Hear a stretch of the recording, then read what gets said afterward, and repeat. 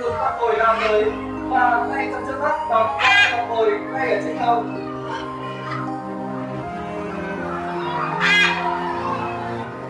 Và bây giờ với anh chàng thiếu hậu đen này, chúng ta sẽ cùng tái hiện lại việc sắp ngồi và những công tác của người trai bóng. Và tất cả chúng ta sẽ cùng quan sát xem liệu rằng anh chàng này hay sẽ phát hiện con mồi của nó còn con mồi hay để con mồi chúng ta nhé. Vâng, như vậy quý khán giả chúng ta sẽ cùng quan sát.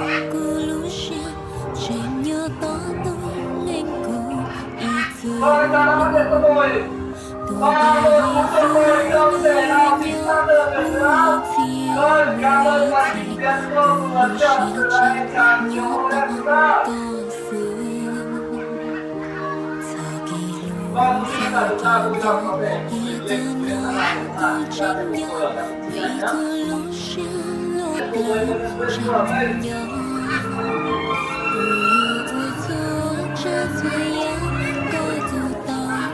Vâng, xin cảm ơn.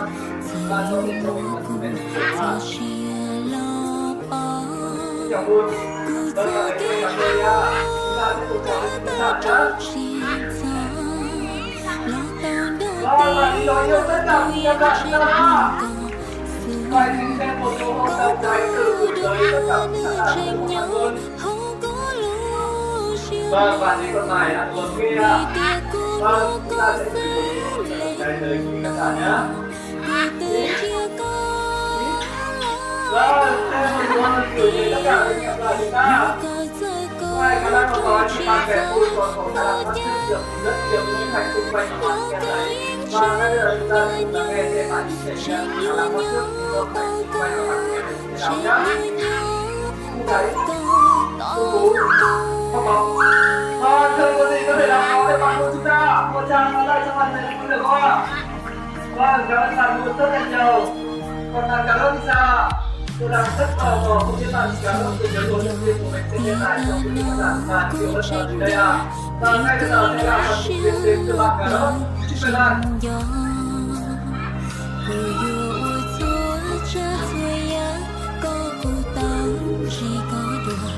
Vâng, các bạn nhỏ chúng ta có cái này là hết không ạ? Các bạn rất nhiều bạn ở đây có mối quen này. Và đối với bạn thì bạn cảm ơn chúng ta có một nói quen.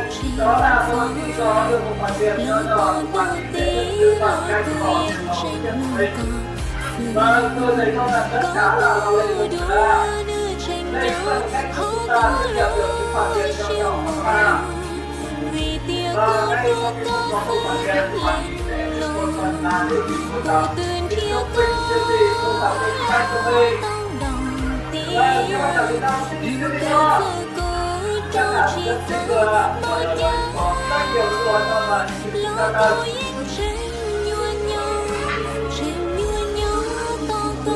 Ngay bây giờ chúng ta sẽ cùng với bạn cà rốt sẽ thăm lòng của người. Ở đây là những cảm nhận từ bạn và những cô bầu yêu lớn. Nhiều cô của bạn cà rốt chúng ta sẽ phải đăng lên cùng chúng ta cùng chọn bài hợp nhau. Vâng, không biết với trò chơi có những bài cà rốt chúng ta có thực hiện được hay không nhá. Chúng ta sẽ cùng đón xem nhé.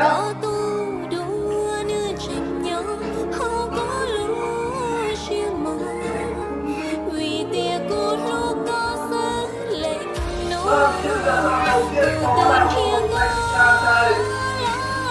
Vâng, hoàn toàn chính xác rồi đúng không ạ? Anh chàng này có vẻ như rất là cẩn thận đấy ạ. Cô ấy đang trong cái phòng này mà lại kiểm tra lần nữa. Vâng.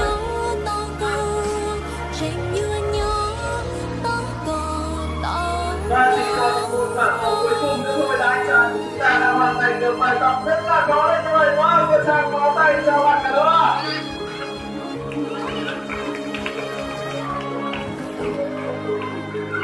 Đây, không những thông minh mà khéo léo thì bạn cà rốt chúng ta còn rất là gọn gàng và sạch sẽ. Bạn ấy sẽ dọn dẹp căn phòng của mình mỗi khi bạn ấy chơi xong. Và chúng ta sẽ cùng với bạn cà rốt dọn dẹp căn phòng của bạn ấy một cách sạch trơn nhá.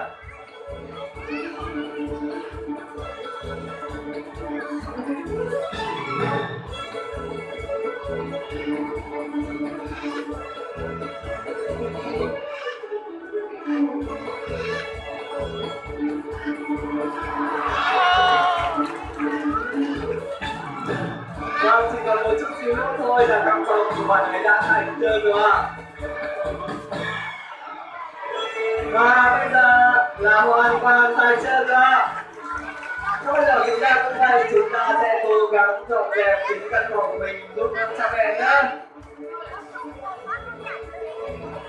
Vâng, ở đây là một chiếc gầu. Đối với con người chúng ta sẽ sử dụng đôi tay kéo kéo của mình để kéo chiếc gầu này lên. Vâng, nhưng đối với bạn Charlotte thì sao ạ? Trong khi bạn ấy lại không có đôi tay kéo kéo như con người chúng ta, bạn ấy sẽ dùng cách nào đây ạ? Các bạn có sẵn sàng không ạ? Vâng, ngay bây giờ chúng ta sẽ cùng xem bạn ấy sẽ dùng cách nào để thực hiện được trò chơi này nhá.